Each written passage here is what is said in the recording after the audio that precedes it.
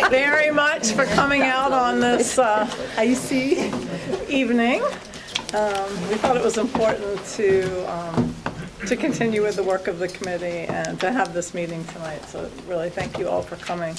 So as usual, we will start with introduction. So Jeff, would you like to start? And we'll go around the table this way. Steve Price, teacher at the middle school. Carla O'Brien, parent. Oh, Barbara. Jill Abrahamson, a parent. Kimberly Carr on the school board. Erin Taylor, school nurse, elementary school. DJ Nelson, parent. Maya Nelson, Cable as a student. Jamie Garvin, town council chairman. Elizabeth Cypher, school board. Heather Altenberg, school board. Suzanne Mazel, school board. Donna Wolfram, superintendent. James Hebert, Colby Company. Kaylin Colby, Colby Company. Austin Smith, Scott Simons Architects. Seth Wilshutz, Scott Simon Architects. Tim Thompson, resident. Valerie Devereaux, town council. Perry Schwartz, facilities and transportation director. Good evening, Matt Sturgis, town manager. Catherine Messmer, business manager. And our audience, would somebody like to start? And Andy Batten, resident. Kurt Chapin, resident. Jeff Thorak, athletic director. Terry Patterson, resident. Lauren Glennon, resident.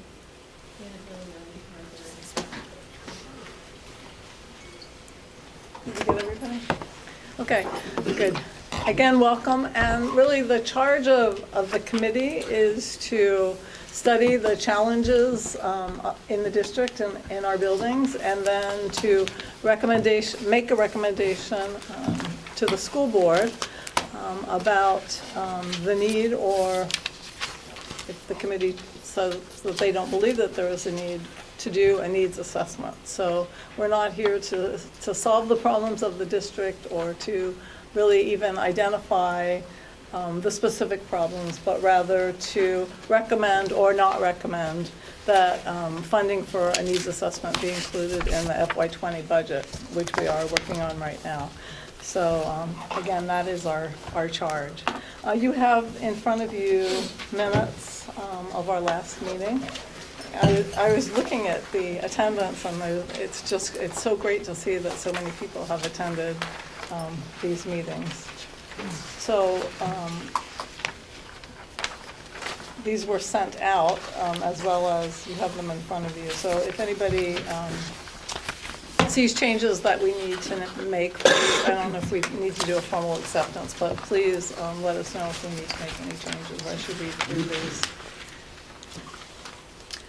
Would anybody like to say anything about, as a review of our last meeting that we had, and just as a reminder, we did a tour of the high school, some of the areas in the high school. Any thoughts as you went home and thought about it that you'd like to bring back to the committee?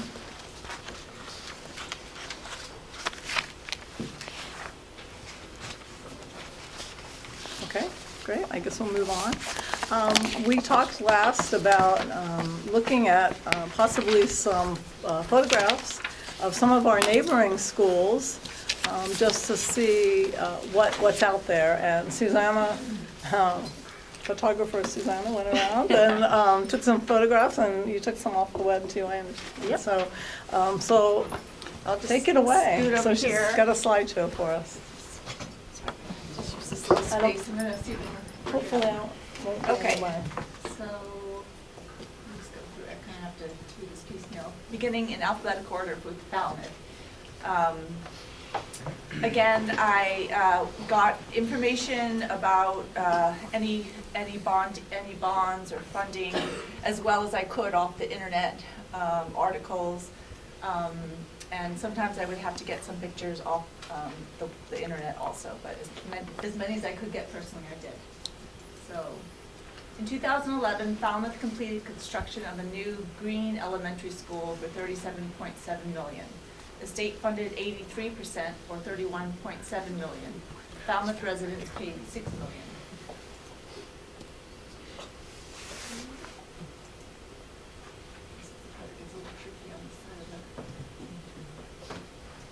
Yeah, do you want me to turn the lights off? Oh, maybe lights off, yeah. These are just some pictures. Jeff's doing it.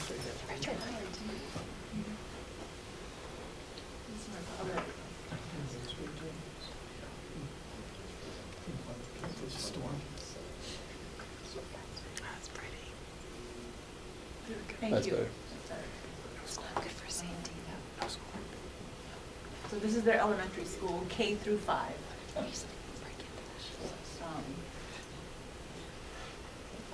They're at the elementary school rooftop garden. Falmouth, in my experience of looking at all the different schools, is like Marcia and the Brady Bunch. She's just like, it's always perfect in terms of like everything they have. So like that just kills me.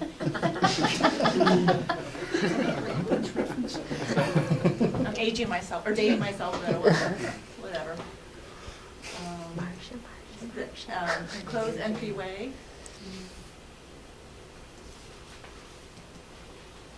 No one gets through these doors, obviously, without talking to someone behind these windows. And these windows overlook Sorry, that entryway. you don't see me fidgeting, that's good. Okay. The view of the lobby.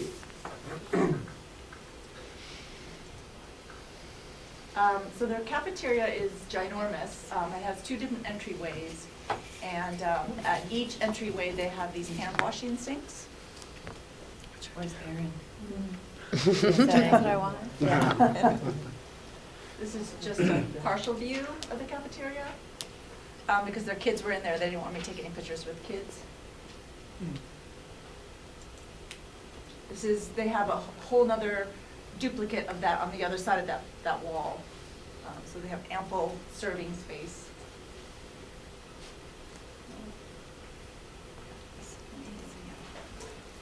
They have a chorus room. They have a band room. On the other side of that partition is the music teacher's classroom. In the summer of 2017, Falmouth School Department spends $300,000 to improve the security of the high school and the middle school entrances. This is just an article about it. I'm not going to read it, but.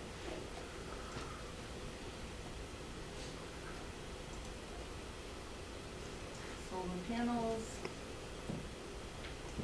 Construction begins in the summer to improve security so that it is enclosed before people enter the building all the way.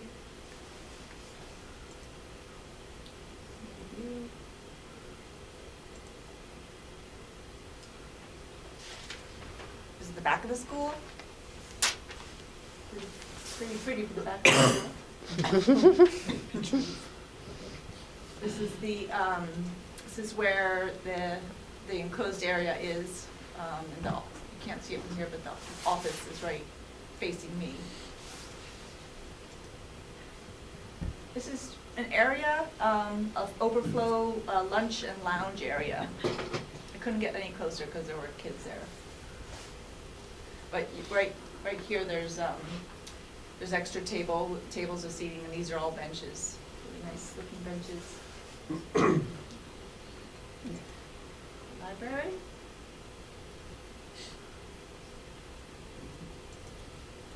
Cafeteria.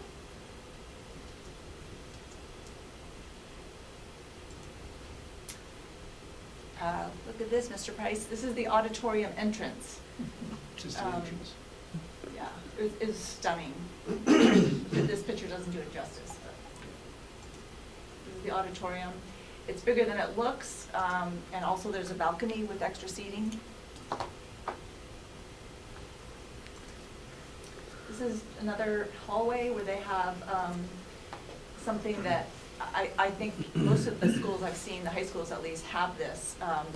Areas where kids can meet and sit and talk and sometimes eat lunch, and it's within a supervised area. I can't remember who's supervising that area, but somebody within iShop. This is the Falmouth Gym, and on the other side of the partition is another full-size court, just like this one.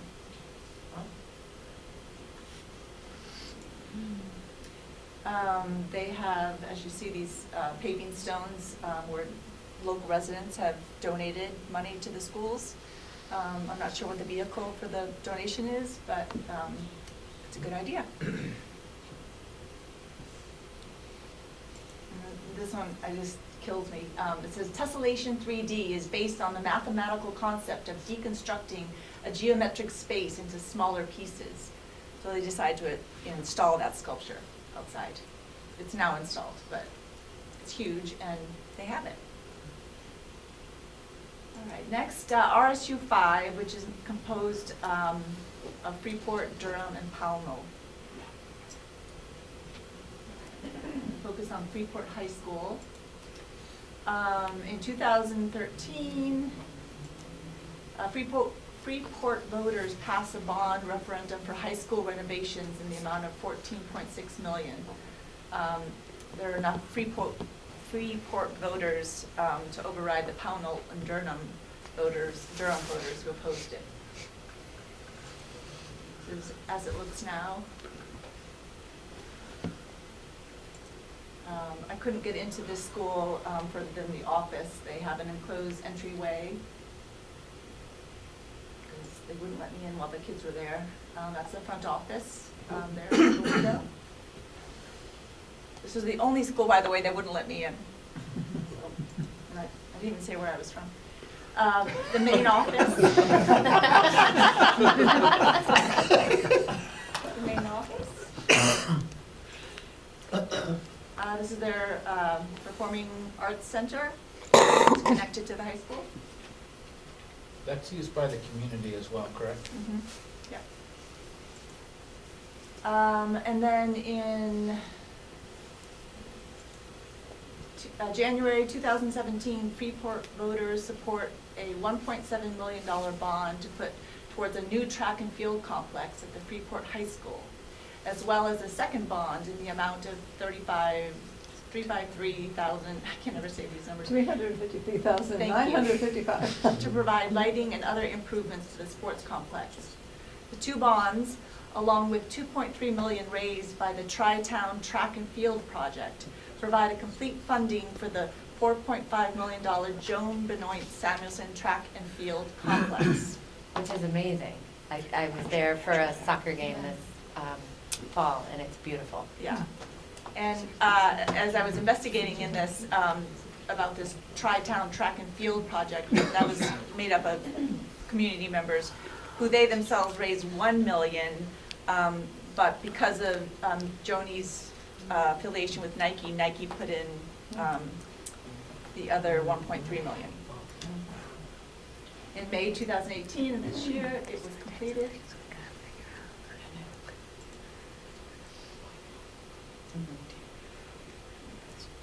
Moving on to Scarborough. What's elementary school in Scarborough?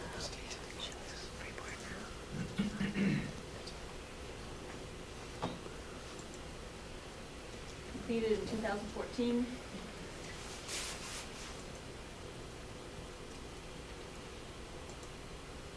More paving stones from local donors.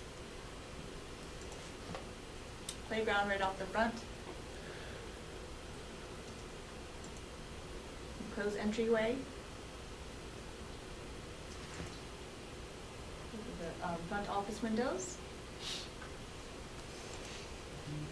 There's their lobby. That, if you haven't seen that in person, is gorgeous. It's by a local artist. That is the entryway to the main office. One thing I noticed everywhere I went was that there was signage for everything. I mean, all the offices, all the auditoriums, cafeterias, everything had its own proper signage. None was made out of construction paper.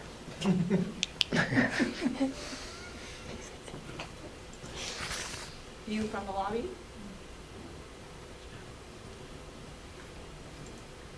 Cafeteria. It was in use for Professional Development Day, the day I went. There's also a stage up there, but that is not their only stage. I didn't see the other stage yet. Library entrance. And a view from the library. Scarborough Middle School, I didn't go in, but I have photos from the web.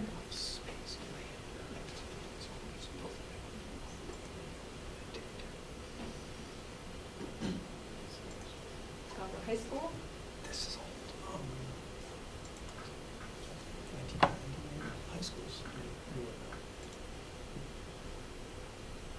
Back view of the high school. They have an alumni gymnasium. They have 2 gymnasiums. This one's called the alumni one. I guess they have 2 of these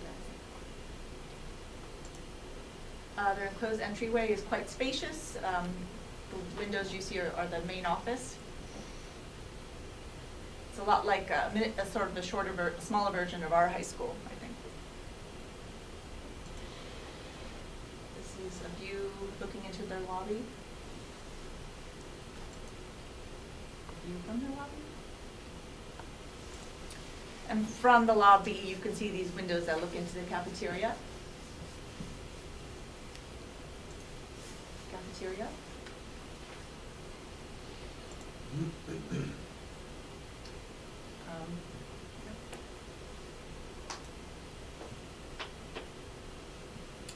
This was gated off, so I couldn't go any further, but it looked like it had a really good flow, and it only had 2 cash registers, but with plenty of space around them. This is their alumni gym. This is their signage for their auditorium.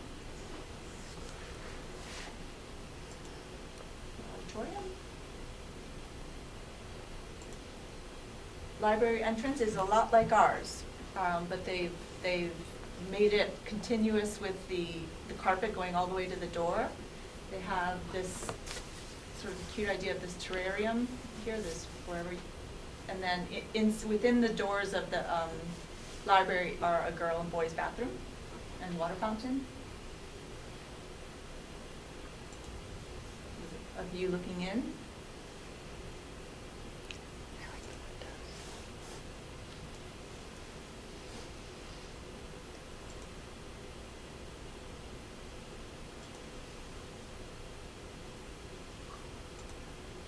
Portland High School. In 2007, South Portland voters rejected a $56 million proposal for the renovation of the high school. 2009, South Portland voters approved the financing of $5.8 million for electrical and fire upgrades. 2010, South Portland voters approved the referendum to finance $41.5 million in renovations to their high school. Spring 2012, renovations begin, and January 2015, renovations are completed.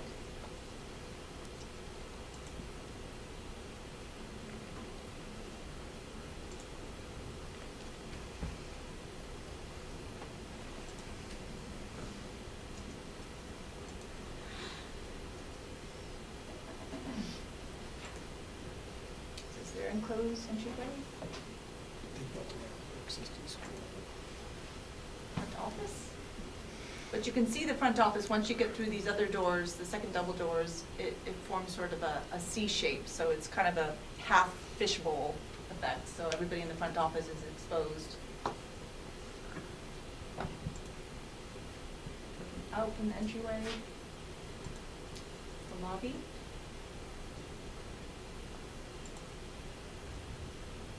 One hallway from the lobby.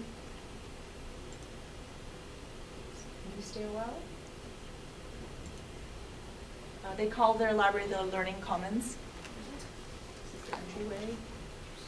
It was closed when I got in there, but I could see pictures from these windows.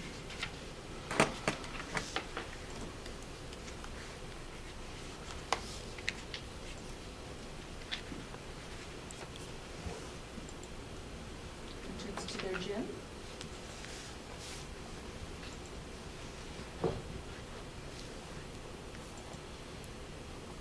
They have a weight room,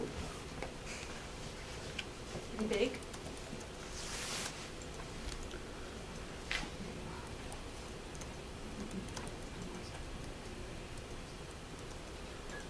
And they have an exercise room.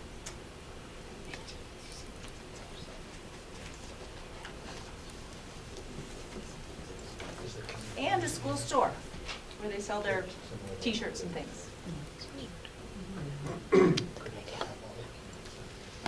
This is their main auditorium entrance. This is a lobby outside of the auditorium from another entrance from the public street. They have a backstage entrance down that hallway, leads right to the backstage. And they have a stage entrance. This is the view from the stage entrance. The back of the stage. Front of the stage, no holes on the floor. And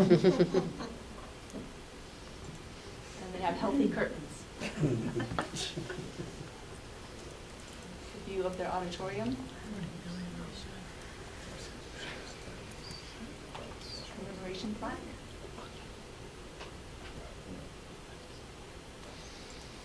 This is their cafeteria.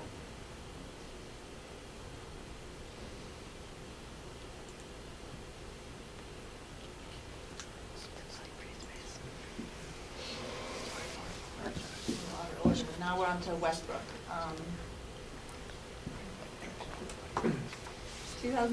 this might be out of order, but 2016, Westbrook voters passed a referendum on a $27 million bond for renovations and additions to the Sakarapa Elementary School and Westbrook Middle School.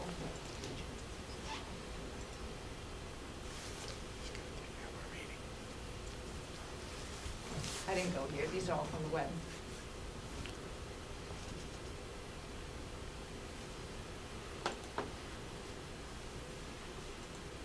Westbrook Middle School completed in 2010 for $29 million. 90% of it was state funded.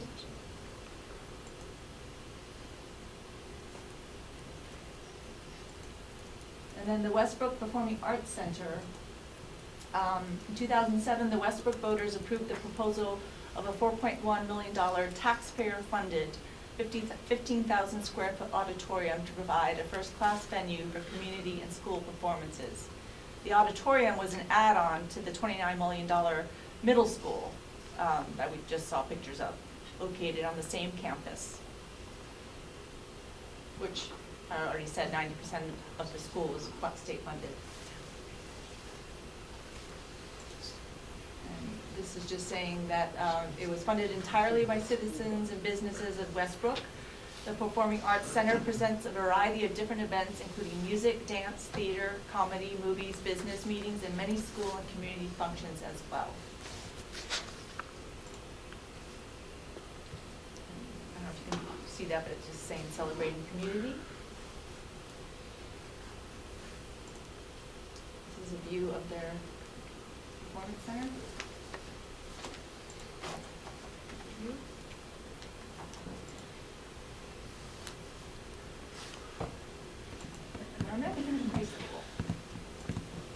In 2018, Yarmouth citizens vote to approve funding for the expansion of all 4 Yarmouth schools and a complete renovation of their oldest facility, Yarmouth Elementary School, in the form of 2 30-year bond financing plans in the amount of $39.8 million and $8.5 million. This is just news about that on their website. This is the Yarmouth High School as it stands now.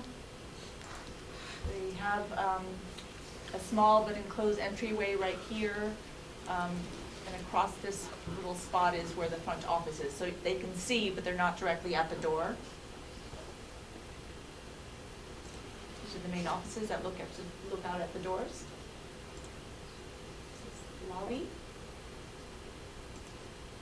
View from the lobby.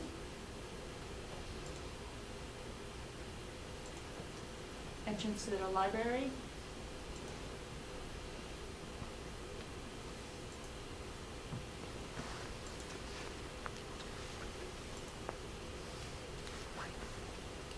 All the library. Move on to the cafeteria. Again, you see this extra seating outside the cafeteria. So they have mostly movable tables and chairs, but they have that one row of benches, which is kind of nice. And they have 2 of these stations. They don't take up that much room, and they're made up of this, it looks like, I don't know, birch plywood or something, I'm not sure. It's nice.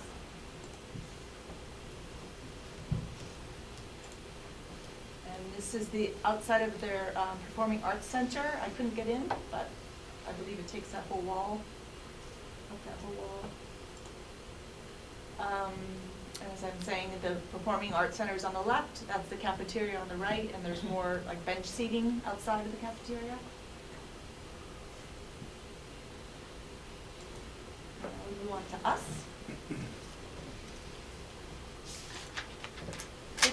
Cape Elizabeth School Board includes a $249,000 line item in the FY19 school budget for a comprehensive feasibility study of the entire school complex by Colby Company. In the spring of 2018, the Cape Elizabeth Town Council majority votes to reduce the school budget amount by $249,000. In the fall of 2018, the school board puts out a call for volunteers to join in a community-wide needs assessment committee. The Needs Assessment Committee is composed of the superintendent, town manager, 2 town councilors, 4 school board members, 2 town business manager, principals from all 3 schools, the district director of facilities, the district food director, the high school athletic director, the middle school music teacher, the middle school teacher and performance director, Pond Cove nurse, high school and middle school students, 5 community members, 2 members of Colby Company Engineering, and 2 Scott Simon Architects. The Needs Assessment Committee is given the following charge: to gather adequate information regarding facility challenges in order to determine whether or not the committee will recommend to the school board that a needs assessment be included in the FY20 school budget. On November 8th, November 28th, and December 5th, the committee tours all 3 schools, receives input from various stakeholders, and listens to public feedback. Starting with Pond Cove, at the entrance.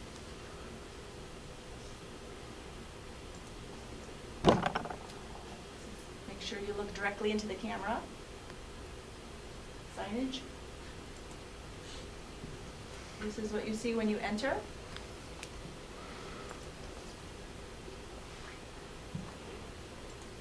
This is the hallway leading to the front office from the main entrance. This is the view from the front office. If you haven't been there, this is the open window.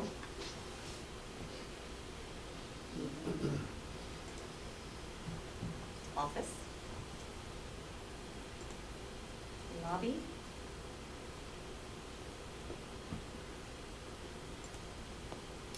Elizabeth Middle School.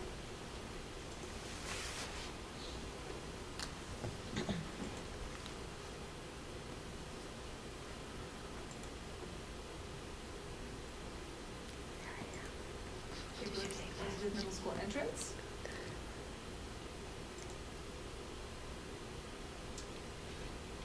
Speaks for itself. This is our lobby, entrance lobby. And doors and hallways separating the middle school and elementary school, which are open. She's gonna say, is that propped open? Is there a nice display area?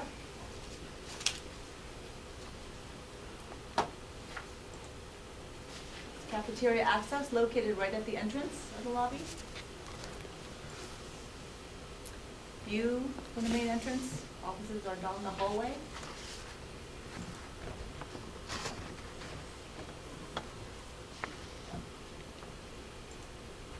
Front offices.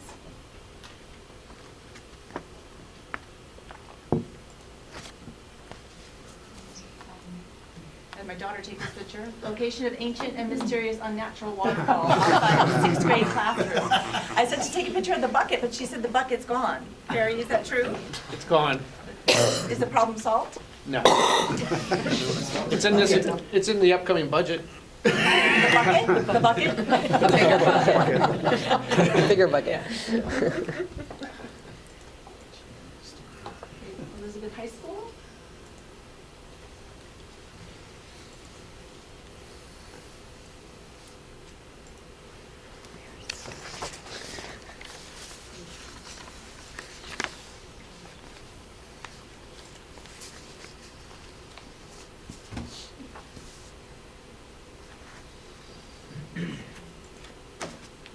proposed entryway.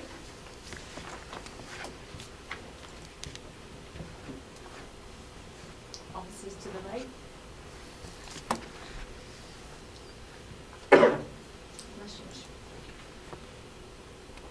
This is the lobby looking out. Lobby looking in. Door to counseling office.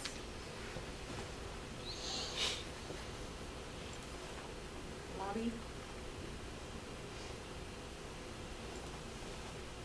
Achievement Center.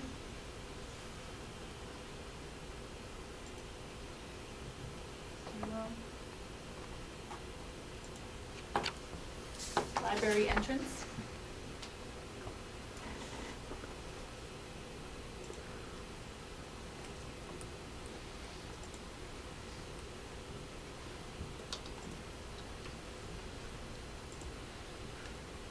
Public entryway for auditorium and gym.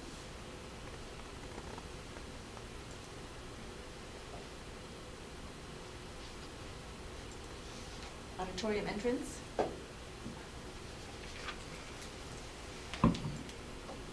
Hallway between cafeteria and gym. The opposite view. Hallways during lunch period.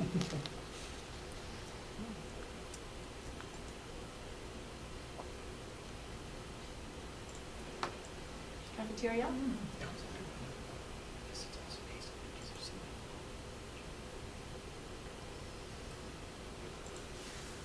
Gym entrance. Gym. Gym storage.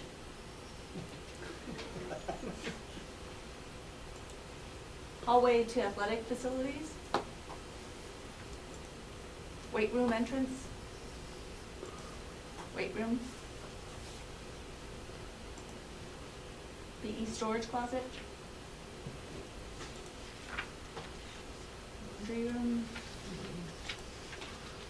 Typical stairwell.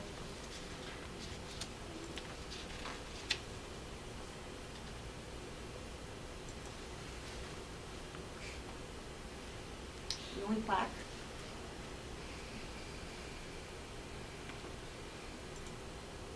On January 9th, 2019, Colby Company presents a new proposal for a needs assessment. Committee votes on whether or not they will recommend the proposal to the school board and have the fee included in the FY20 school budget. That's it. Thank you, that was great.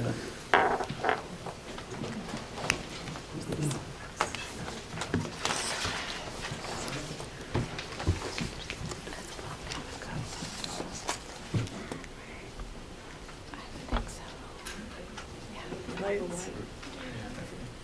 Anybody have any comments? about what Thank you, saw? Susanna. Yes, Yeah. yes, took a lot thank of you, hard that work. was great. That was good.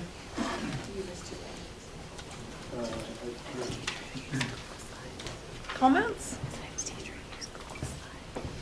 So it seemed like from that mix, based on the information, first of all, Susanna, like everybody said, thank you so much. I know I was one of the people that asked for that, and I'm sure that took a lot of time and energy and effort, and I really appreciate it.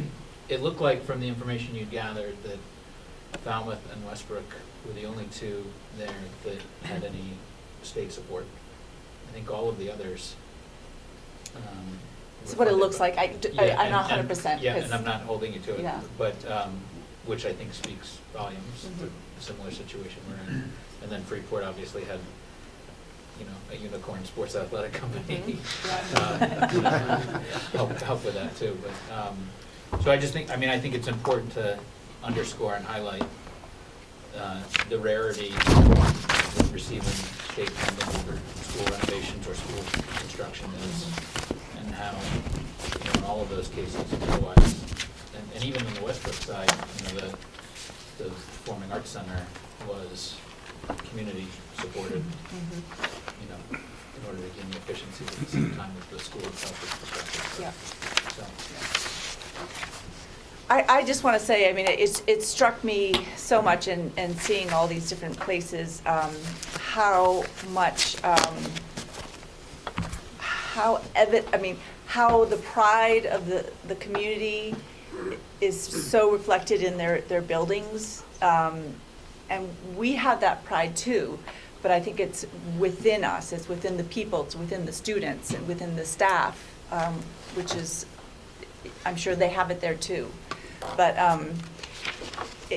all the little details, I mean, just the signage for one, the area, the spaces for children, and the fact that the taxpayers are, you know, taxpayers, the town council, the school board, the community members want their schools to be looking good and be representative of their town, because they're really proud of their town and of their schools. And it just really struck me that, you know, we're all the towns are struggling, some more than others, especially rural towns like ours. But like any homeowner, you've got to maintain what you have, regardless of the number of people in the building. And you should be proud of what you have, and so that's what struck me.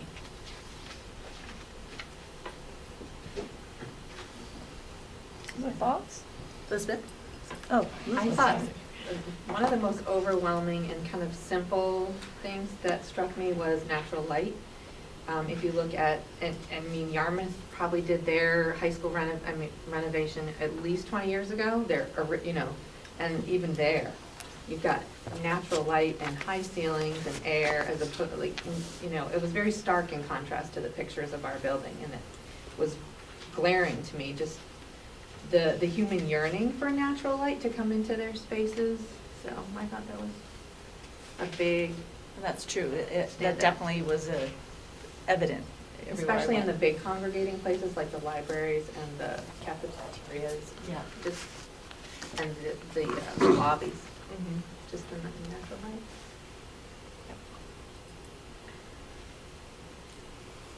Other thoughts? How about our audience out there?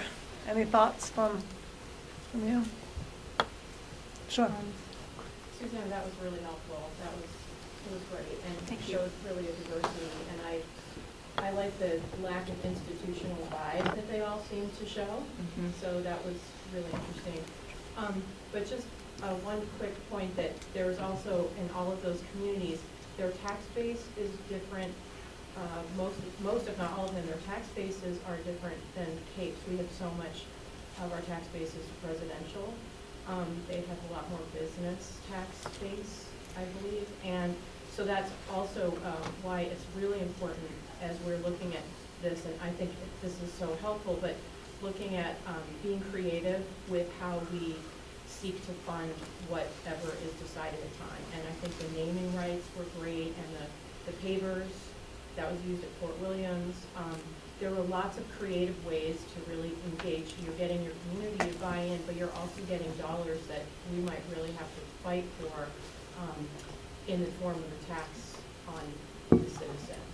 Does that make sense? So I just wanted to just make that point, that be really thinking creatively about how this goal can be achieved, and it's a big one, will be really, really important to things. I agree. I think there's creativity is essential in our situation. In comparison to the other towns, I think we're most like, in terms of revenue, Yarmouth. The difference being that the Yarmouth housing has more housing options than we do. So more families are moving in, so they're literally realizing they have to make these renovations in order to meet the needs. Our housing stock is limited for several reasons. So anyway, that's just my point about that. They also have the Clam Fest. But we have BGB. But we don't make any money from B2B, and everybody makes Oh, money that's from right. Clam Fest. Darn. Like, their like high school classes don't do any fundraising but Clam Fest, and they pay for project graduation by Clam Fest. Okay, let's do